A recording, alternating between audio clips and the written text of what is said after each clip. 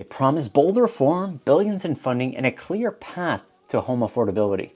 That was back in 2017. It's now 2025. And if you are a first-time home buyer in Canada, the housing market probably feels more broken and impossible than ever. So in this video, we are going to look back over the last several years, back to 2017, and see how things actually went wrong and how we are in the current housing crisis that we are in. What's been announced since 2017, what actually got built, and why does it still feel like nothing has actually changed? This isn't about politics. This is about outcomes, and it's about what it means for homebuyers today in this market. So let's dive right into the video and see what really has and hasn't gotten done. In 2017, the Liberals actually launched Canada's first ever national housing strategy, a 10-year plan that was $40 billion, and it was aimed at solving the housing crisis. In 2017, we had already started getting the bidding wars. If you weren't paying attention to real estate back then, that was a time where bidding wars had just kind of started to get into the market, and we were seeing the talks of too many people, not enough houses.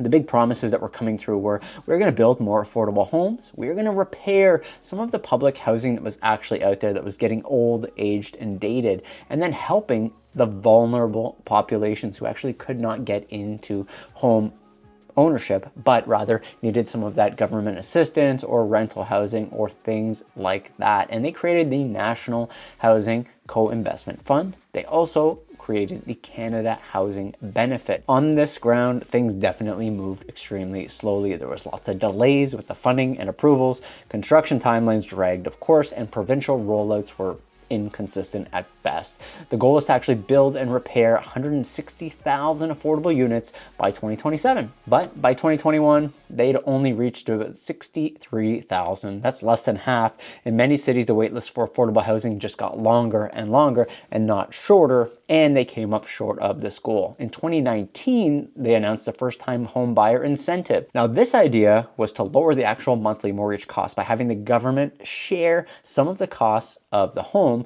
under this program. And the details of the program were the government would actually contribute 5% for a resale home and up to 10% for a newly built home towards your down payment.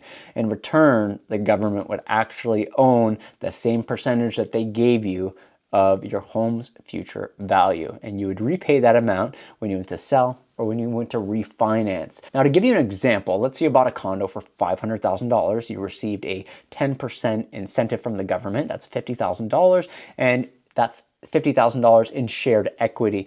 If you sold the condo later for $600,000, you would owe the government $60,000, 10% of the new value. This program is supposed to make home ownership more affordable, but the reality here is the uptick was very low. CMHC actually thought about 100,000 people were going to get into this program in the first 3 years. They only ended up having 15,000, a very, very small percentage by the end of 2021. In high-cost cities like Toronto and Vancouver, it was not even applicable because $500,000 was actually the limit for purchase price, and there's just not a lot of houses that are out there, or condos even for that matter, with that type of price range. Many buyers were uncomfortable giving equity up to the government, which I don't blame them for that. Now, others, they may have been just worried about giving money back to the government that they would have to when it comes to that repayment of the equity piece. And the downsides here for a lot of people is they weren't participating in the negatives of the property. If y'all lost value on the property, they weren't going to take a hit with you. They only wanted to take the positive side of things here, which is very, very concerning. And I understand the government wants to help you, but there's also a monetary aspect of it for them to actually make some money out of it. The housing supply, it ultimately became the new buzzword. The promised big numbers that we kept hearing were 1.4 million new homes built by 2031.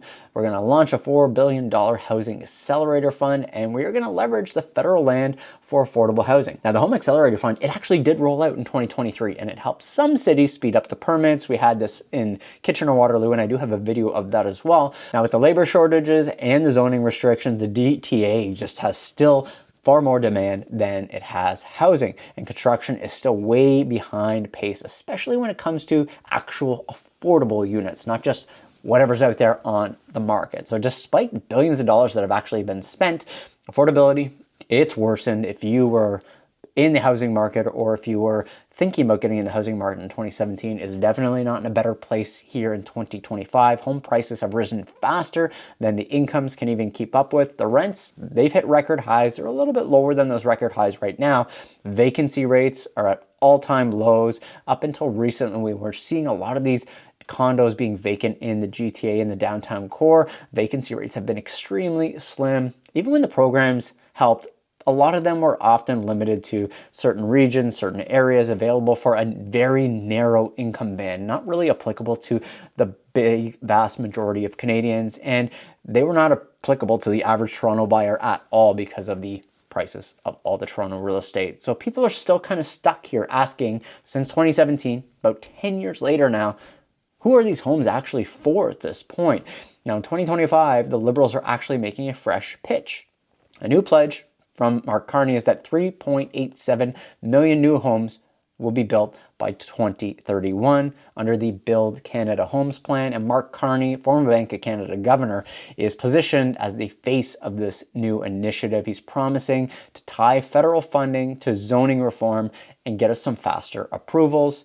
It sounds like an ambitious plan, but after 8 years of announcements with limited follow-through from the government, many Canadians, of course, they're just going to be skeptical, as we should be, about the government and what they actually say and do, because there's a lot of differences. As you know, when there's an election, we will do all of these things, is what they will say, and then they maybe check a handful of these boxes over the course of their tenure leading the country. So unless we see construction start to accelerate and homes priced for real people, not for investors, things are not going to change a whole lot. So what's the key takeaway here? The Liberal government, they've introduced some very thoughtful policies, but the results, they've been maybe mixed at best, let's say. So essentially, in high-cost cities like Toronto, as a buyer in 2025, it's definitely safe to say you can be a little bit discouraged right now. But you do have some options that are out there. We've talked about them in some of our other videos. There are properties that make sense for you. There are strategies that you can improve your odds getting these properties, and you just need that clear pathway.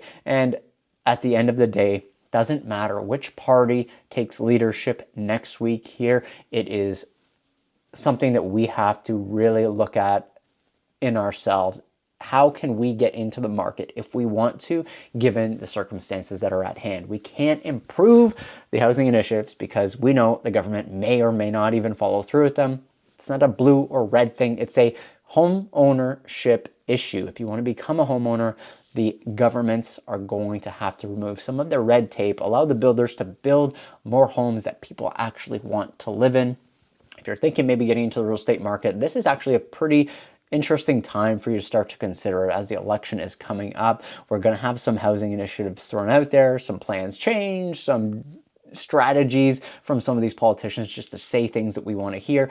It will be interesting to look back at this conversation here in about 12 to 24 months and see if anything has actually changed. And I truly do hope we start to see some more affordable and realistic housing in the GTA so that people can get into the market that they want to get into if they feel it's a good time for them. And if you're interested right now in learning a little bit more about what that home buyer process is like, you can grab the home buyer starter pack that I have right here. It's free, completely for you, in the pinned comment or the description box down below. And if you just want to chat real estate with me, not politics, you can text me at the number here on screen. Happy to have a discussion with you about what's going on in the real estate market, how maybe some of the new initiatives that are announced as we figure out who's going to be leading the country are going to work.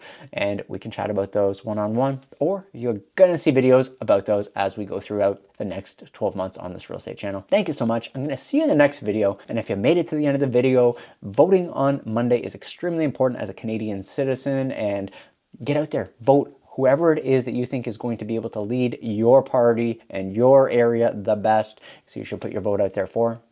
Have a wonderful day. Bye for now.